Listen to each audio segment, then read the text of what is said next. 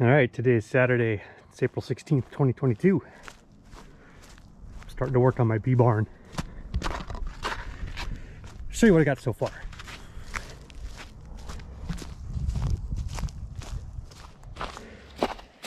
Still a little bit of snow out here.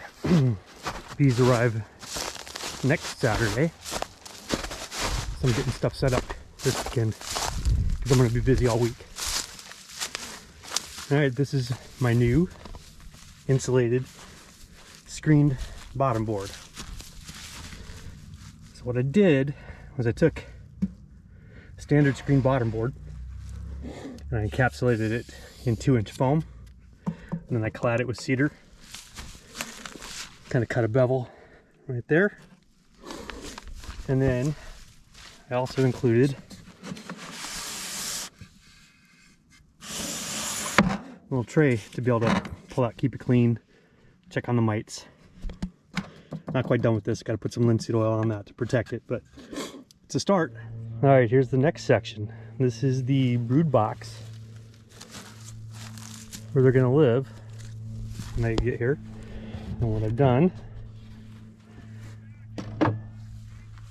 is I've taken the single deep and combined it with a medium. And I copied Vino Farms here, made my own frames. I'd say that's about the hardest part of this whole thing. I'm not a woodworker, I'm not a carpenter. So rudimentary tools, a lot of extra sweat and effort went into making those correctly. But so underneath this cap is just the regular Hive box clad with 2 inches of foam like this, and then I clad it in cedar. Yeah, I'm gonna call it the Bee Sauna though. I'm not gonna copy it entirely. All right, so this is where my design is gonna differ from Jim's a little bit. So I did not bevel the sides. This box is my winter insulator slash springtime box before the flow starts, before the bees have any natural sources. And the way I designed it, based on watching his overwinter, was he was talking about how the lack of insulation probably caused some condensation, and he ended up with moisture around the edges and some mold in the hives. So this one's designed to have the insulation come down, sit over the inner cover.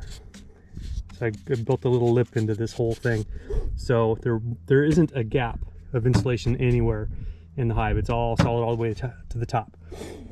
When summer rolls around, I'll pull this one off. I'll put a standard, I'm thinking maybe a deep box on the top of it, and then I might make something to go on the bottom of that box to slope away, just to keep rain from pooling up on the edge of this. But that's my thought. I'll show you what it looks like when I get it assembled here. Yeah, so with my top box on for the winter, it's insulated just like the brood box is. The insulation comes all the way down. Next will be the insulated lid that I'll put on here. But come winter, I'll fill this down here with more of this insulation cut to fit. So we'll have higher R value over their heads. And for now, in the spring, I have my frame feeders here. So all I gotta do is come while it's cold outside, just pop the lid, top off their syrup, and away we go. And then, because I'm a bit of a nerd, I've got a little temperature humidity sensor that I built out of some parts from adafruit.com.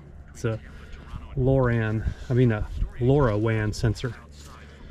So it talks to the Thing network, and I can check temperature and humidity from my computer at any time I feel like it. So my lid right here is nothing more than a piece of foam board, some of the cedar, and I had a scrap piece of 3/4 inch birch plywood left over from a different project for the top. So super heavy. I live in a kind of a windy area up here on the upper hillside of Anchorage, so anything I can do to keep the lid on is better. All right, and because I didn't have metal, I'll flip it over here and show you in just a second what I did for the roof. All right, I got a little happy with the fasters here, but my OCD wouldn't let me have them spaced improperly because it's too wide. I ended up with an overlap, and it would have been a funny pattern. So I just used up all the fasteners that I bought and hit every ridge. But all I could find in my local store was the clear plexiglass. So I stained the roof dark because I wanted this to be dark, and then put a clear over that. So I'm gonna 6-inch overhang on either side here, kind of keep some of the drip off the entrance, and we'll see how this works. My girls are gonna have a warm place to live.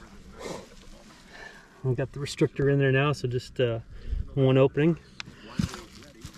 It's not perfectly sealed. There's like a little tiny bit of air gap underneath there, and probably a little bit under here. So I don't think they're gonna suffocate or anything like that. And there you go. Nice warm insulated hive for the start of Anchorage beekeeping this season. Thanks.